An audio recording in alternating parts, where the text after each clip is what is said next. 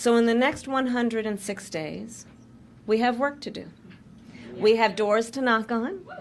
We have people to talk to. We have phone calls to make. And we have an election to win. Sam, there's a word for that. That's the word. That's fucking politics. They're doing fucking politics now.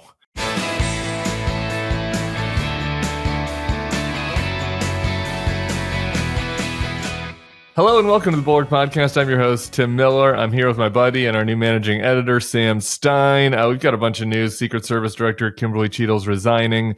We had the first Kamala actual campaign event out in the States this afternoon in Milwaukee. She gave a rousing speech at Campaign HQ yesterday. Beyonce has given Kamala permission to use Freedom as her campaign anthem. So that's a big update. And I'm excited to talk about it all with you. What's happening, Sam? Oh, nothing, man. Kind of a crazy beginning to my time here. I say that each time I'm on, but three weeks of just torrential news nonstop is really remarkable. It has been the wildest. And it's like I just don't even. How many days ago was it that there was an assassination attempt? It's so weird to say the words assassination attempt. I've been talking with people about this. They're like, it's kind of crazy that seems to have become like a old news cycle so quickly. But like, that's crazy. It was a little over a week ago. Yeah, I haven't gotten a satisfactory answer about this. So maybe if a reader has a listener has a good memory and wants to share, because I was asking Bill Crystal about this, James Carville. I'm asking all my elders. I was like, what was it like when Gerald Ford he had two assassination attempts in September of '76? And I haven't gotten a satisfactory answer on. Maybe that's just the nature of human nature that like we just. We move on. My mother always says, like, when it's over, it's over. And just like, maybe that's just life. I don't know. Yeah, we don't dwell in the past. You have a piece out that I wanted to talk about called How the Democrats Got Their Shit Together. I also want to talk about Kamala and JD Vance's split screen yesterday and do some Veep talk. But let's just go backwards a little bit first and answer that question. Because that was the rhetorical question in your headline, because there was doubts about this. Not here, not me. I didn't have any doubts, but many people out there were saying that like this was going to be a shit show and like there's no way to handle this. And so what? And I've had people, I was at an event last night and there's like some conspiratorial thinking out there among kind of normies that are like, oh, they must have been plotting this behind the scenes and Kamala had been planning it and working on it. And that's why it was so clean. I don't think either of those things are really true, but talk to us about how you think things kind of came into focus so quickly.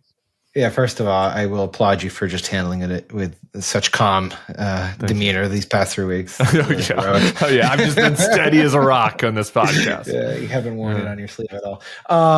Yeah, it's funny because I always get these, when you're in the business, I suppose people come up to you who aren't in the business and they just assume that there's like a heavy hand behind the scenes that's orchestrating all this stuff. And of course, Joe Biden, they did this deliberately and all setting it up perfectly for Kamala to swoop in. And then maybe Obama was helping out, something. There's always that weird sort of quasi-conspiratorial stuff. And sometimes it's true, but in this case, it's definitely not true. I looked at it through two lenses. One is they got their shit together after sorting through a lot of shit, right? And that it just was a painstaking emotional process that really caused a lot of harm. That's one way to look at it. And the other way to look at it is that, people never give power away willingly. And the fact that Joe Biden did in the span of 4 weeks and has done so apparently with relatively little harm to the party, in fact, maybe some gain to the party, is kind of remarkable.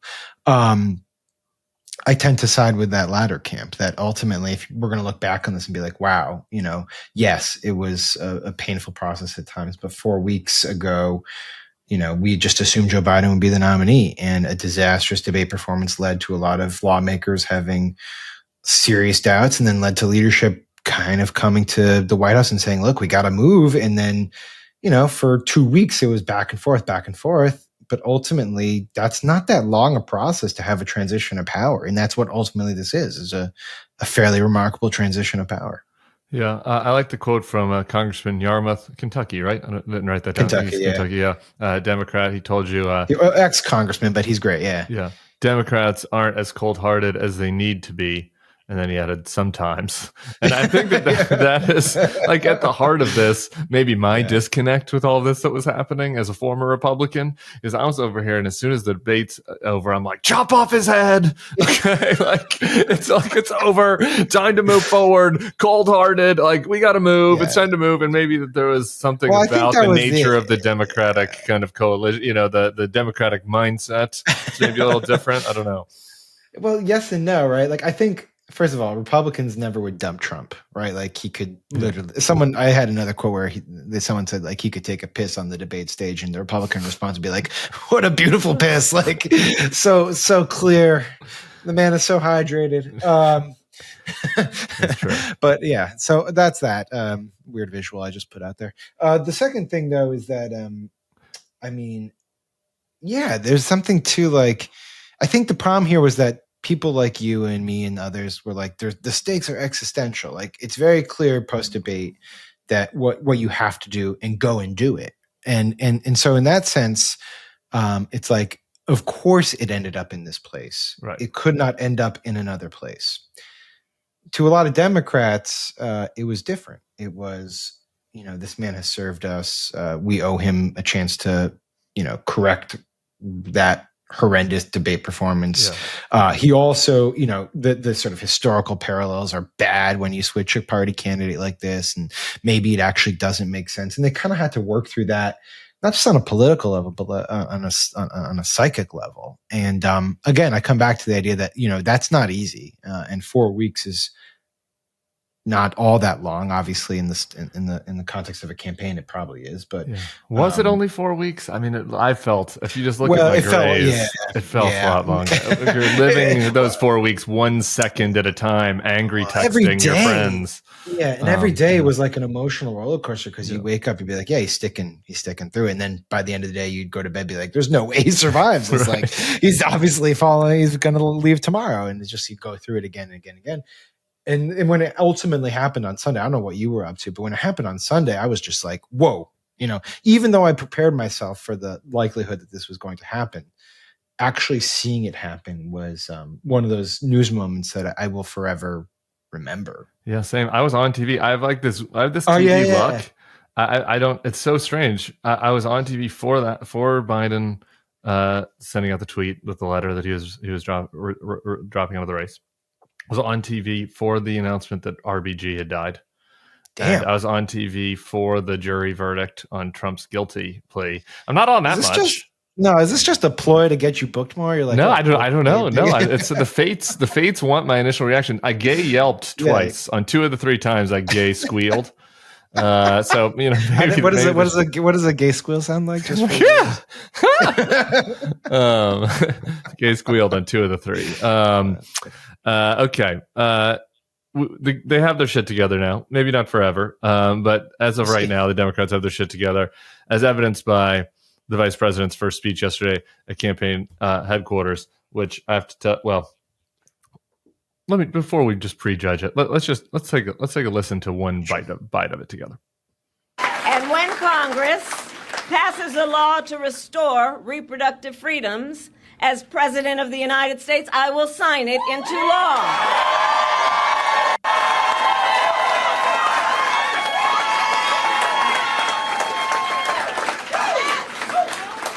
We the people.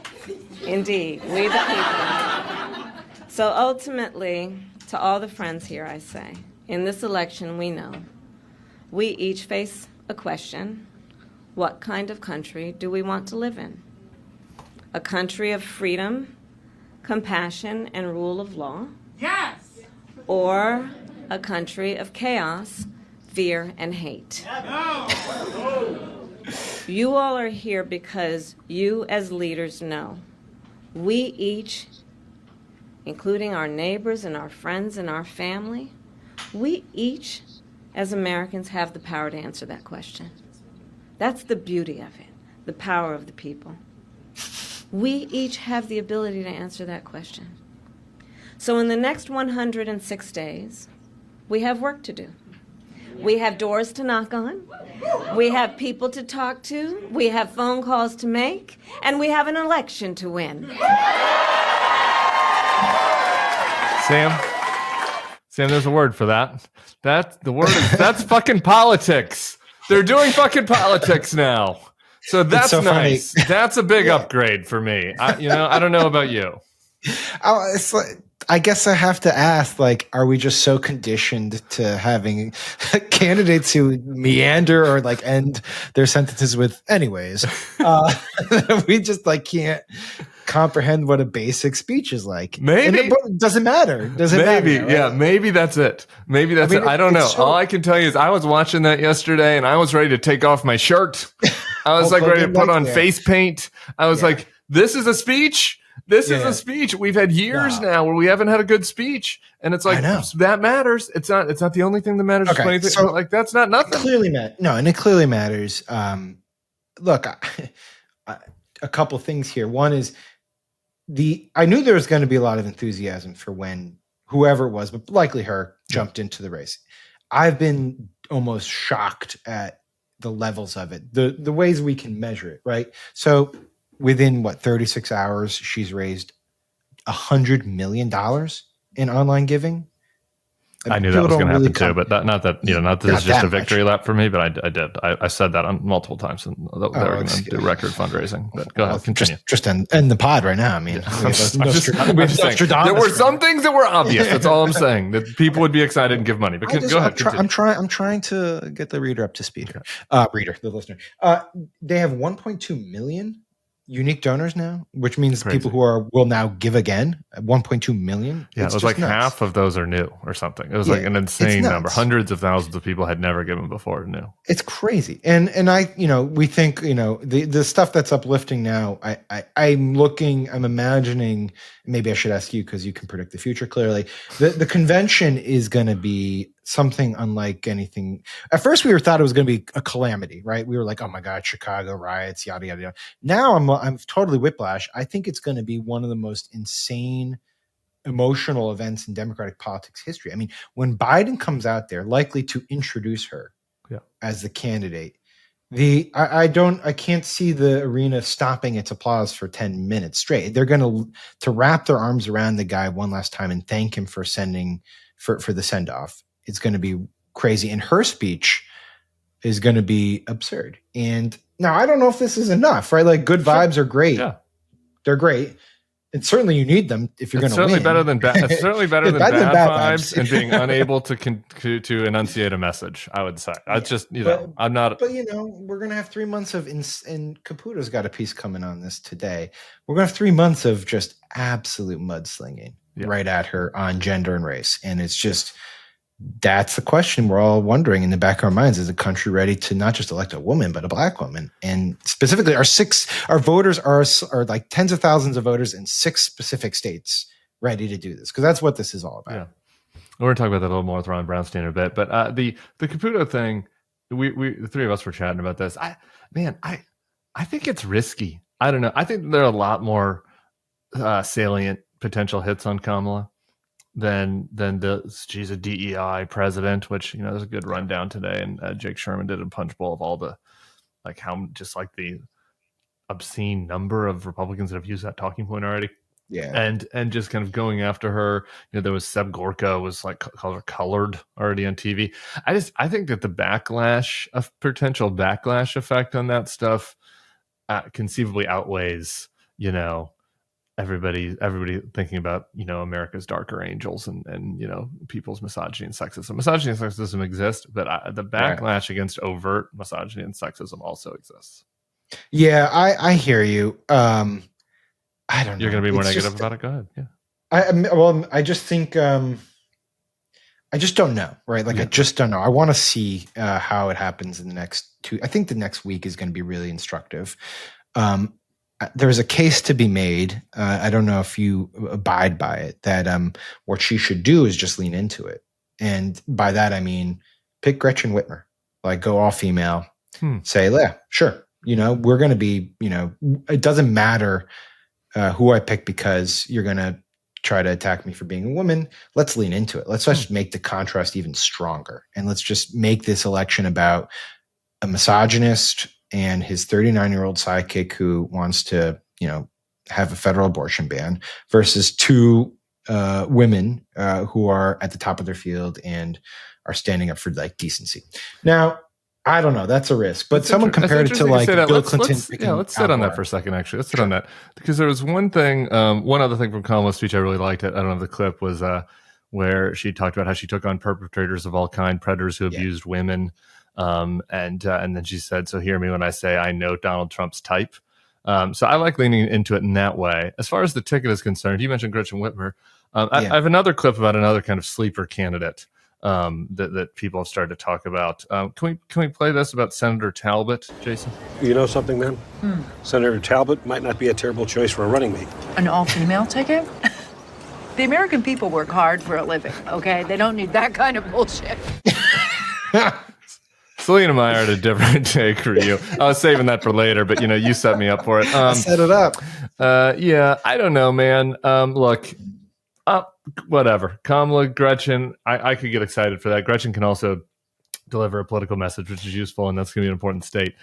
Just as a practical matter, we'll get into this more with Ron Brownstein. But if one of the key demos that the Dems need to win back is Black and Hispanic and younger men of all races, it's just like, are you rubbing it in the face? Are you just making it more challenging? I get it. Yeah. The question is it's like I'm trying to borrow a sports analogy here, but it's like let's say you're a team, you're trailing in the fourth quarter basketball game, and you decide, you know what? If we're going to get back on this, we got to go like either full court press or go small, right? Like just do something dramatically different rather than try to match up with them conventionally. Yeah. Sorry, I'm sounding like Bill Simmons here, but that's like the analogy. It's like you do something really quirky and unconventional, because even with all this enthusiasm, I think we generally agree Trump is probably slightly favored to win. So you got to change things up even more so, perhaps, rather than play it conventionally. Now, the other side of the argument is that no, and we're going to run a piece on this tomorrow morning, where this is that no, you actually, this is a sort of election that is defined somewhat about masculinity, alpha maleism, things like that. And you need to show that it's okay to be comfortable with a strong woman by having a number two that is a male. And so I don't know. It's just tough to game these out. And I think people who actually are in the trenches and have polling data will make an educated decision on this.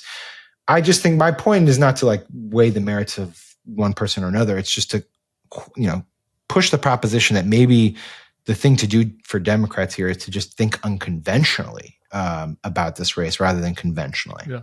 All right. So let's do a little rapid fire then on on unconventional, because I had a couple other. We've talked about the main candidates in the short list the last few episodes: Shapiro, Kelly, Senator Kelly out of Arizona, Governor Beshear out of Kentucky. Carville mentioned Mitch Landrieu, former mayor of New Orleans, yesterday.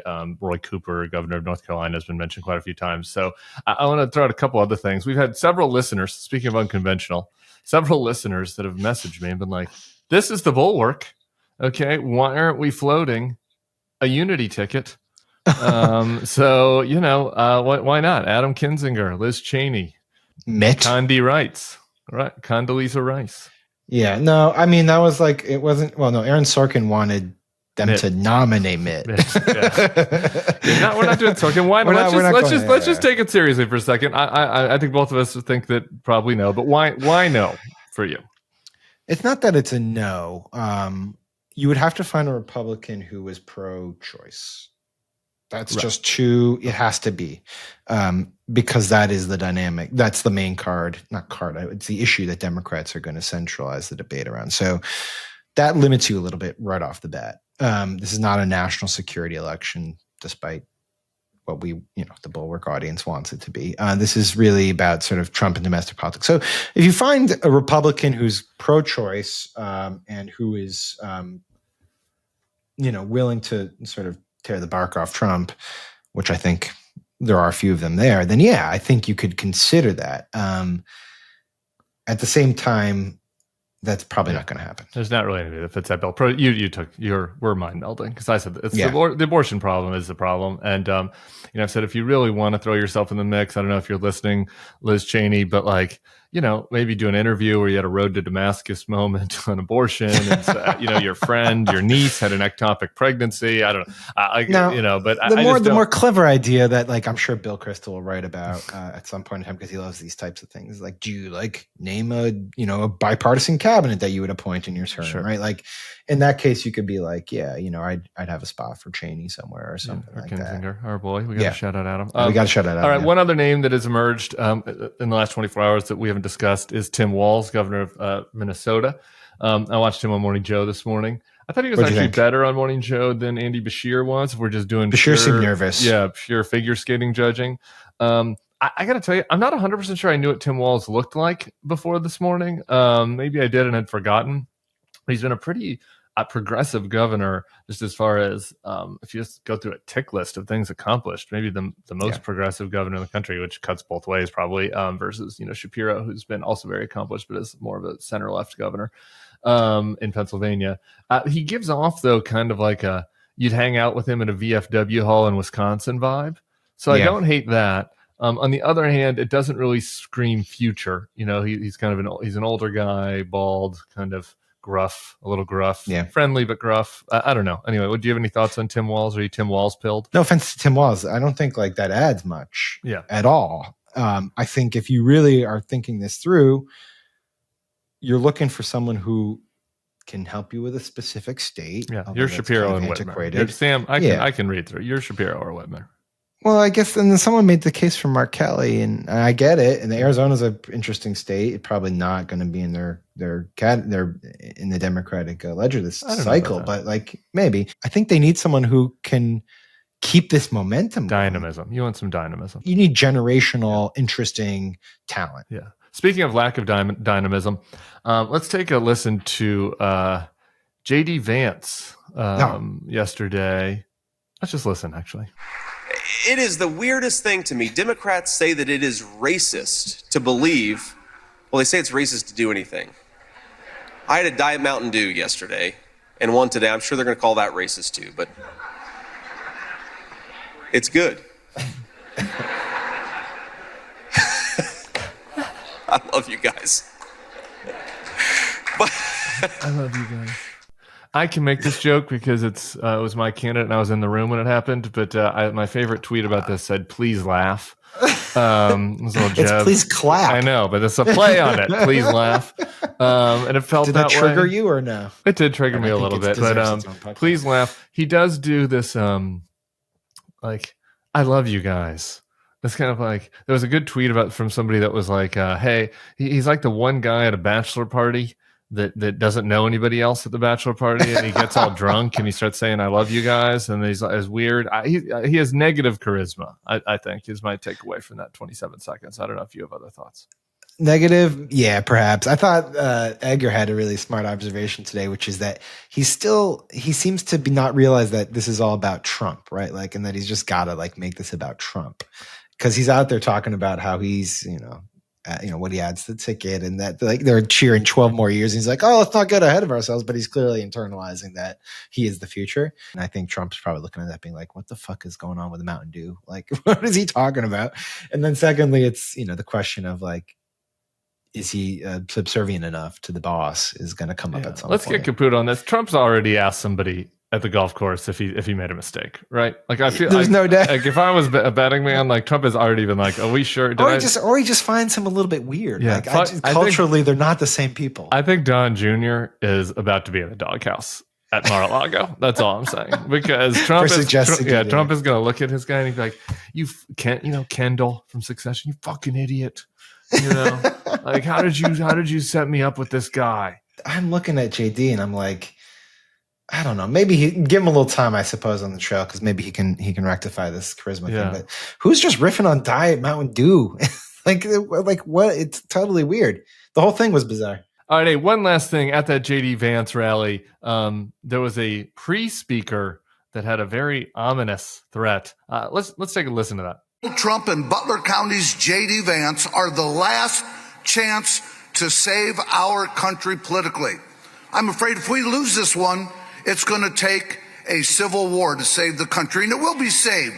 It's the greatest experiment in the history of mankind. And if we come down to a civil war, I'm glad we got people like Schmitty and the Bikers for Trump on our side. Sam, what do you think about that? So I saw this, and like the first thing that occurred to me is, one, it's fucked up, like talking about the idea that we maybe need a civil war. But two is that in any prior cycle, like we say this all the time, but like in any prior cycle, like you would have to disavow that dude. Right. You would have to disavow him. You'd have to say, I don't know who he is. Like an intern probably loaded that prompter or something. Yeah. You'd have to make up some reason to get rid of this guy.